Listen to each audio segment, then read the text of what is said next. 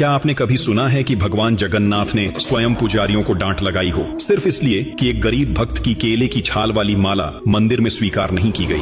कहते हैं कि रघुदास पुरी के एक महान भक्ति योगी थे जो भगवान राम के परम भक्त थे। उनका आश्रय जगन्नाथ मंदिर के सिंहद्वार के पास एक बड़े छत्र के नीचे था। एक दिन उन्होंने मंदिर में प्रवेश किया और देखा कि भगवान जगन्नाथ के सामने राम, लक्ष्मण और सीता का दिव्य दर्शन हो रहा है। यह दृश्य देखकर रघुदास को यह विश्वास हो गया कि जगन्नाथ और रामचंद्र एक ही देवता हैं और उनकी भक्ति का स्वभाव सखा प्रेम में बदल गया। एक दिन रघुदास ने अत्यंत प्रेम से भगवान के लिए एक सुंदर माला तैयार की। माला तो उन्होंने फूलों से बनाई थी, लेकिन डोरी न मिलने के कारण उन्होंने केले के पेड़ की छाल को धागे की तरह इस्तेमाल किया। भक्ति उनकी सच्ची थी, परंतु मंदिर के नियम कठोर थे।